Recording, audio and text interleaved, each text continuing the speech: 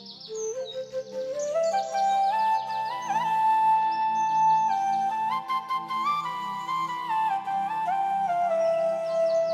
Guys, welcome to our new channel কুড়ে ঘর। আমাদের ছোট্ট কুড়ে ঘরে তোমাদের সকলকে স্বাগত। আজ বুধবার, বেলা 10টা 5। তো আমি আর অভি, মানে আমার বর, দুজনে বেরিয়ে পড়েছি বাজারের উদ্দেশ্যে। কাল বৃহস্পতিবার, তারে কিছু কেনাকাটা করব আর ঘরেরও কিছু জিনিসপত্র কেনাকাটা করতে হবে। তো প্রথমে যাব ফুল আনতে। তো তাই বরকে বললাম তাড়াতাড়ি স্নান করে ফ্রেশ হয়ে চলো দুজনে গিয়ে বাজার করে নিয়ে আসি। তো যেমনটাই আমরা বলেছি বা প্ল্যান করেছি, সকাল সকাল উঠে ফ্রেশ হয়ে দুজনে সেই উদ্দেশ্যে বেরিয়ে পড়েছে। তো প্রথমে আমি আর আমার বর চলে এসেছি দাদুর কাছে। এসে দাদুর সাথে কথা বললাম কিছুটা। তো দাদু বললো তোরা যখন ফুলটা নিবি তো তোরাই ফুলটা কেটে নে। তো যাই হোক, দাদুর ভাষাটা আমার বর বুঝতে পারেনি।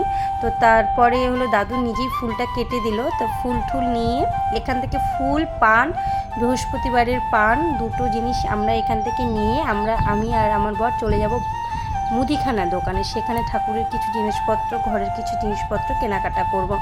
তো যাই হোক, ও ব্লেডটা খুঁজে পাচ্ছিল না। তো দাদু উঠে সেখান থেকে ব্লেড দিয়ে উঠে ফুলটা কেটে দিল। এখান থেকে ঠাকুরের জিনিসপত্রগুলো নিয়ে আমরা কিছুটা পাশে দোকানটা আছে মুদিখানা, সেখানে গেলাম।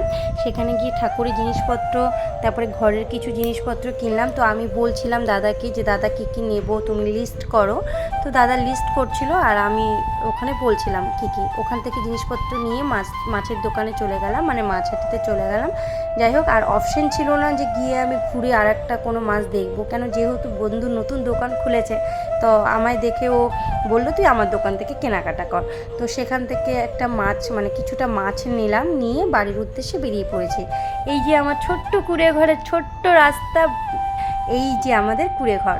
তো আমার বর পেশায় একজন ড্রাইভার, তো সে চলে যাবে ডিউটি। তো আমি বললাম তাহলে তুমি ডিউটি যাওয়ার আগে আমাকে ফোনটা একটু ধরে দাও। তো আমি তালাটা লাগাচ্ছি, তুমি আমাদের ছোট্ট কুড়ে ঘরটা আমাদের বন্ধুকে সবাইকে দেখিয়ে দাও। তো যাই হোক, ও দেখাচ্ছে। ও ভালো ক্যামেরা করতে পারে না, ভুল ত্রুটি আমাদের ক্ষমা করো। তো আমার নতুন চ্যানেলে আমি এখনও ভিডিও কোনোদিন করিনি, ব্লগ ভিডিও করিনি ইউটিউবে। তো নতুন ভিডিওতে তোমাদের সকলকে স্বাগত।